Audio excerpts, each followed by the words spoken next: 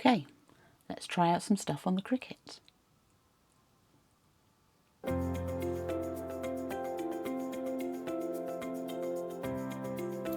Okay, so regular viewers will know that I recently invested in a Cricut Maker 4, which is just sat there.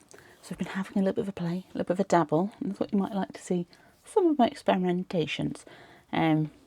None of this is a tutorial, I don't know what I'm doing.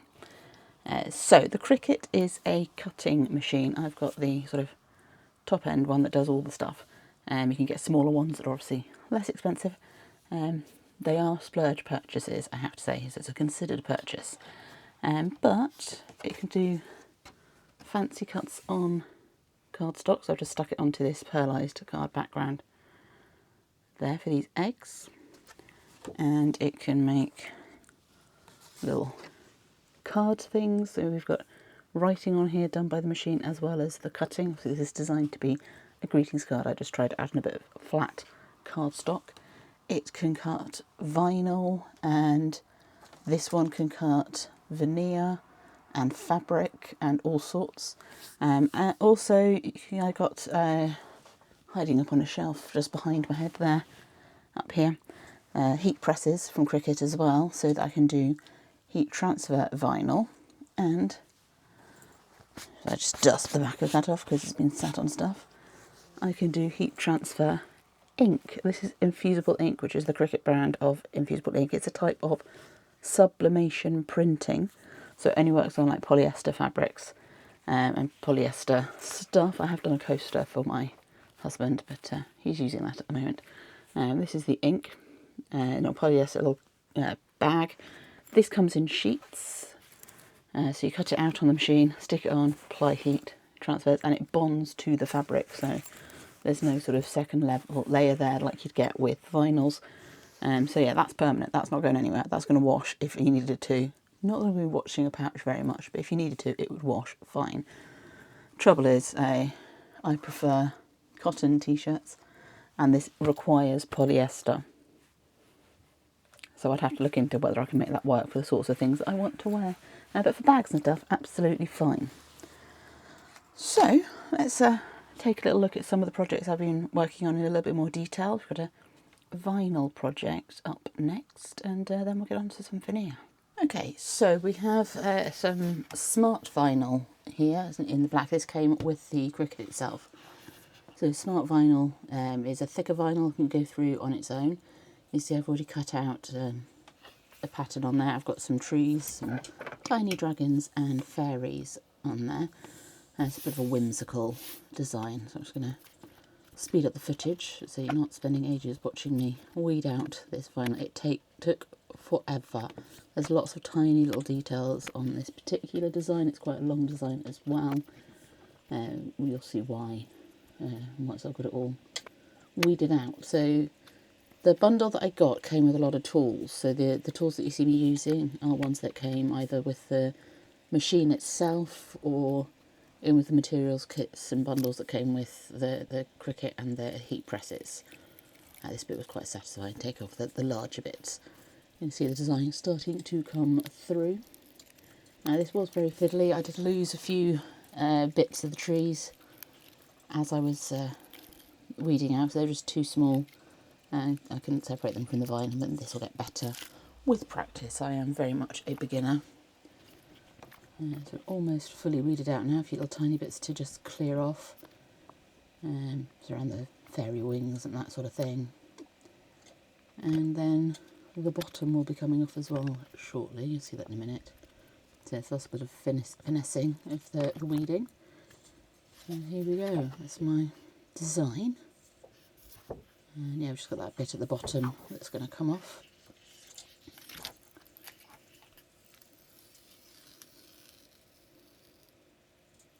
So yeah, there we go, the finished weeded design ready to go. The next step with the vinyl is to put it onto some transfer tape. This piece also came with the bundle that I got. You can buy it separately as well. It's basically a sticky bit of clear plastic, extra wide sellotape if you like, or a sticky tape, whichever brand you use. So just brushing it down onto the tape with the thing there to help it stick. It's going to go around this jar that I've coated the insides of with frosted glass spray. And then I'm using a little plastic tool that came with the Cricut again to help the vinyl stick onto the glass before I peel back the cover, and you end up with this wrapped jar. So it seems quite effective at the moment. So a little woodland whimsical forest scene with some tiny dragons and tiny fairies in it. This is just an old coffee jar that we've recycled. Did notice as I was taking the lid off that some water had got in between the seal and the lid, so I don't need that out later because I'm about to put some fairy lights in. There's quite a lot of lights on here. It was a cheap set I bought online. There's just little LED bulbs in there, battery operated. So I'm just shoving the string of lights in and the battery pack. I have orientated it so that the switch on the battery pack is upright, so they've got access without having to sort of go rummaging through the jar to switch the lights on. Yeah, it took a little while to get everything in, but there we go. We have a little whimsical forest scene, fantasy forest scene, as a lamp. And with its lid on, you get the final effect. I'm really pleased with this. It adds a nice little bit of atmosphere to the craft room. When I'm gaming in the evening or doing any crafty bits in the evenings, nice little touch. And quite simple. Fairly low on the materials. Relatively low cost because you've only got the you wouldn't have to necessarily paint the inside of it. You've only got the vinyl and the lights to worry about, and spraying it if you want.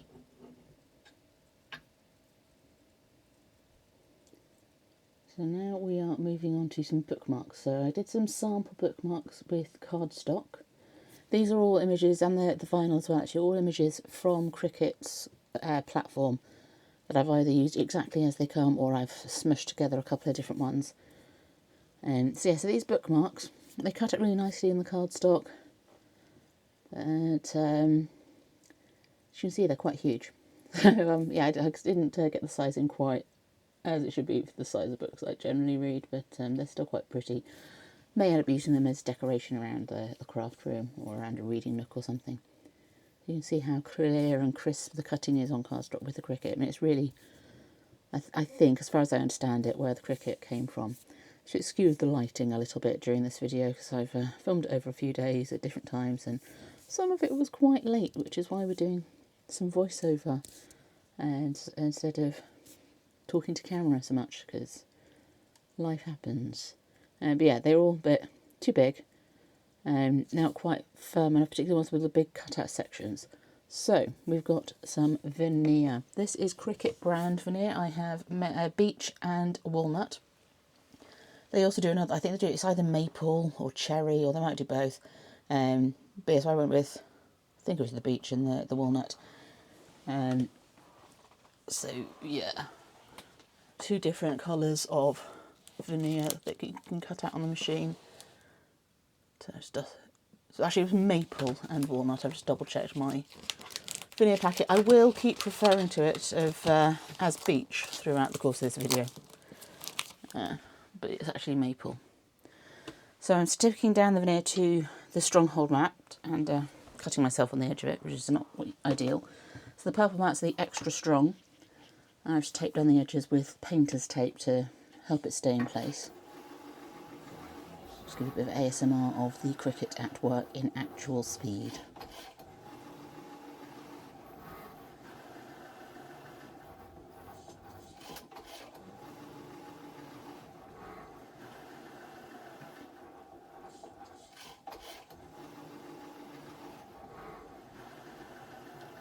So with the veneer settings on the Cricut, it makes 4 passes at each cut.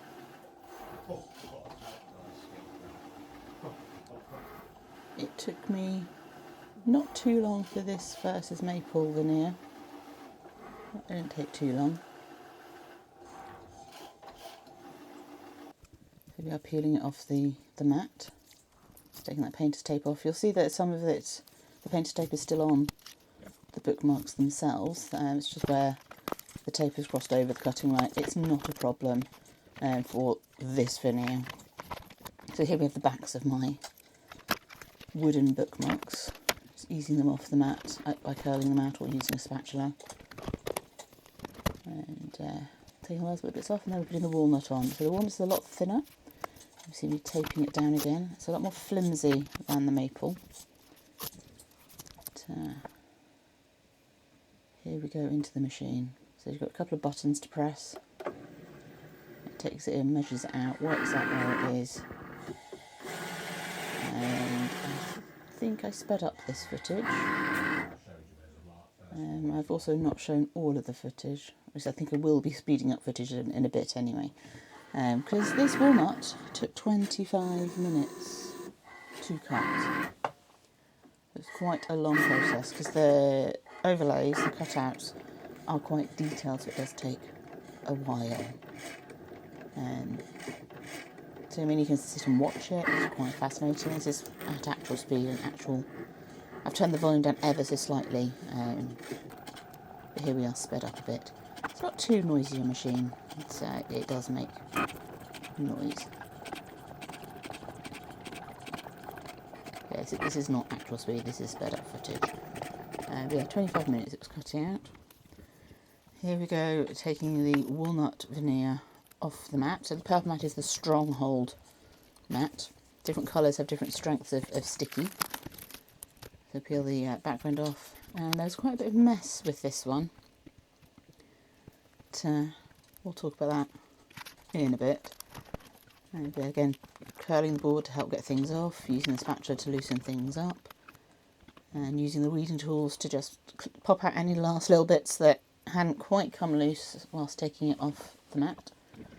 So the weeding tools are super helpful, and there's a wide variety of them actually. So different shaped pointy things, there's tweezers and all sorts. Just going to get the rest of them off, and then we'll take a look at them. So there we have 5 wooden, sort of successful cutouts. We'll talk about that a little bit more in a sec. You can probably see the two on the right hand side, it's not as detailed as it should be. So the walnut basically, because it's so thin and so flimsy, it didn't all stay in one piece as it got cut. Some of the bits came off. So I'm colouring on the back side of 2 of them with brown felt pen, and then using wood glue to attach them to the back. And we'll come to the other ones later on. But those 3 that I felt I could just get to this stage and glue that were passable. And yes, I am using wonder clips from my sewing stash to hold that veneer in place. Okay, so my finished veneer bookmarks, they're not amazing. That's partly because of the way the walnut veneer just sort of shattered in the Cricut machine. And they're not terrible. It's partly my gluing skills with wood glue. I didn't have anything to press them down fully, so I just clipped around the edges, so the middles aren't necessarily as smoothly glued down as I would like. So yeah, they needed something like a press or a book or something to be put under, really. So lesson learnt for next time. So these ones have turned out okay, they're usable. A little concerned about the wings on my dragons because they don't have the beech backing on, which in hindsight I maybe should have done. But that's fine. The beech does seem to be a bit sturdier a veneer than the walnut. I don't know what I think it's cherry, their other one. I don't know what that would be like because I didn't get any. But yeah, so these are certainly functional bookmarks. And for a first effort, they're not terrible. They could be better. With a bit of practice, they probably will be better. I still have a full sheet left of each of the 2 veneers. Now I have the other 2. I mean, you can see how flimsy the walnut veneer is there versus the beech. I mean, I know that's a solid bit, but still, it's a lot thicker, a lot more sturdy than the walnut. So this one hasn't turned out great. I don't think it's going to look great if I try and do the felt tip trick on the back because there's a lot of colour missing. And likewise with this one, with that amount of detail missing, not sure the colour's going to work. So with these two versions, at some point, not necessarily right now, you can see how floppy that walnut is, at some point I'm going to paint the walnut when we finish decorating the house, because I will use leftover paint from that, and then stick them onto the beach.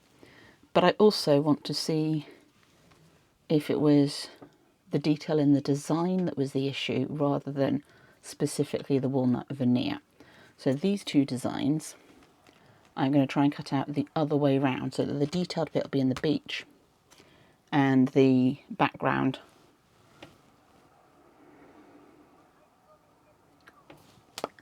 will be in the walnut. So I'll give that a try and see how that turns out. At a later date I'll show you these with the painting on, because like I say, that's not going to be this week. I haven't decided what colour to use, so it'll be another time.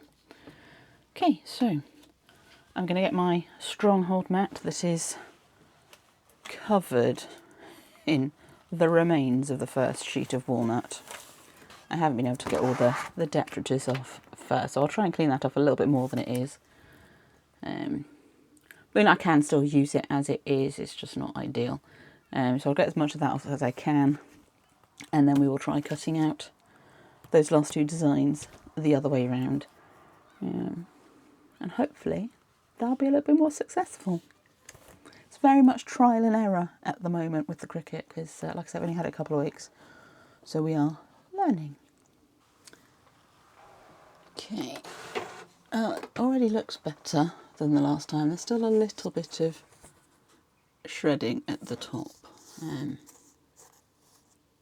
but yeah, definitely better than the last time. So yeah, the intricacy is probably too much for the walnut veneer, so we'll get these taken off and then put the beach on.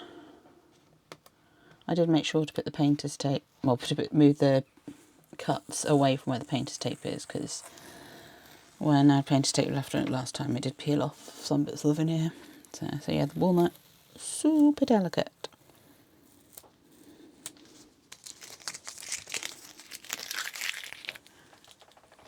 You don't want to hear the scrunching, so I'll come back to you with the other bits. Okay, so I think it's safe to say the beach has worked better. It hasn't cut out fully at the bottom here, so we've got engraving. It's done that on both things. Now, I should have checked a little bit more closely before I ejected the mat to see if they'd cut through properly than I did, and send it through for another go. But, you know, lessons learned. So I think that way around does work better than the other, just in terms of getting the detail of the cut. As you know, I've got a little bit there that hasn't come out. So yeah, we're onto something there. I have also had a thought that instead of painting the walnut, what I could do, line up the two beach ones and do some stuff with paint there. So yeah, kind of a bit of a ponder. See what we get up to. Okay, so because the last lot of beach ones didn't fully cut out, and they've engraved the pattern on there, so I might be able to do something clever with paint. But because they didn't cut out properly, I decided to cut out a new set. So I did the backs and the fronts, both in the beach, which has worked out quite nicely. So I can paint the background and have the front imposed upon it. So that'll look quite nice when I decide what colour it's going to be. So I mean, it's not going to be today. And I did the same for the other one, but again, it didn't cut out fully, so I sent it back through again, which is what you're meant to do when things don't cut through properly. And from a distance, with it not like in two colours, not like too bad, but yeah, sending it through again has caused issues in the leaves down here. So we're learning things today. I think part of the issue with the going through again was that for the veneer, it does 4 passes of the cuts. So when I pressed go again, it was doing 4 passes of the cuts again. So it, yeah, got a bit snarled up there. So I stopped it after it had done this one. And I knew that the rose one was fine because I checked it beforehand. So I stopped it and took the mat out at that point. We'll see what I could do with this. Not sure how much good the top is going to be. So yeah, we'll see. So they're going to sit to one side, a little stack of veneer bookmarks until I get round to painting things. So I'll just have a little bit of a poodle around and see what else I can come up with. Maybe some ink stuff, maybe some vinyl. Let's see. Okay, so we're going to try and get some infusible ink done. Which, to give you an idea, that's an infusible ink project. So it fuses the ink to the fabric, so it only works with polyesters. So I've already cut out and weeded my infusible ink sheets. So we've got 3. We've got coaster-sized knitting. There's a crochet themed one, that one, with a square pattern on it. They're quite detailed, these designs. Again, they're lifted straight from the Cricut platform. A larger one for one of my pouches for some sewing notions, so it's a sewing machine themed graphic. And the third one is even larger still for the largest pouch, and this is the knitting themed one. So these, again, they took a while to weed out to get them to this point. And with the infusible ink, you have to print them mirrored. So I've got my heat press and a pad to press these on. This is heat resistant tape and some scissors to cut the tape with. I've also got some parchment paper to put between the 2 layers of the pouches and to put between the heat press and the projects. The heat press is Bluetooth, so yeah, really quite handy. So here I am with the smallest pouch. We do that one first. I'm putting some parchment paper inside. I'm putting 4 layers inside just to make sure that if any ink does seep through the first layer, it doesn't end up on the second layer. And then the next step is to preheat the blank. So I'm setting up the heat press using my iPad because there's an app that controls it, and preheating it for a few seconds. It's all timed, it beeps at you when it's ready. Then we're placing the design on and taping it down with the heat resistant tape. I didn't worry about getting it perfectly in the middle for the 2 pouches because they're only for me to use, so that's fine. Then we put it on for its actual proper press for however long it tells you to do. I think it's about a minute, something like that, and it'll again beep at you when it's ready to go. And yeah, I forgot to put the parchment paper on that one. I mean, it's fine, it hasn't caused any problems, but best practice would be to have the parchment paper there. So I'm just going to leave that to one side, let it cool down completely, and we're going to repeat the same process with start a new project on the app, and we're going to do the exact same process for the larger pouch. The only difference is size in this instance. So again, we're preheating the blank, and then we're going to attach the design with the heat resistant tape. You see it's sort of uncurling a little bit from the warmth of the preheated blank. So yeah, putting the tape down, putting a little bit more tape on this one because obviously slightly bigger design. And I've remembered the parchment paper this time. So you're told to put firm pressure on for the pouch. I'm not sure what they mean by firm pressure or how to make sure it's even across the plate, but I'm learning. So again, that one's going to need to sit to one side and cool down completely before we peel off the backing. So I'm moving it off the heat pad, the press pad, because that is obviously quite warm from pressing. I'm moving that out the way now so we can reveal the first transfer, the first bit of printing. So as you can see at the top, not all of the ink is transferred onto the paper. Now, I don't know whether that's because I didn't get the pressure right, or maybe the design was slightly too big and the zip was causing issues. I don't know. Maybe I hadn't taped it down properly. I'm sure I'll get better at this sort of thing as we go, as I do more of them. Again, it's for me, it's fine if it's not perfect. It's all good learning. I think this is how I managed to get the gamer type effect on the Destiny coaster that I did for my husband. I didn't show you that, but it's got a nice sort of in-theme fault on it, which is very similar to that.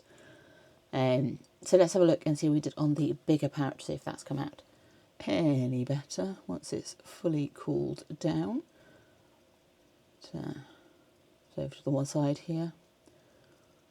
So I'll bring that into shot. So I've got them both there, so we've got a bit of a side by side comparison. Just checking that it's cooled down enough. I haven't let it cool down to like totally cold. Some of the videos I watched, they're like just when it's cool enough to handle is fine. Others are like let it cool down completely. And you have to leave them for like 24 hours or so before you use them.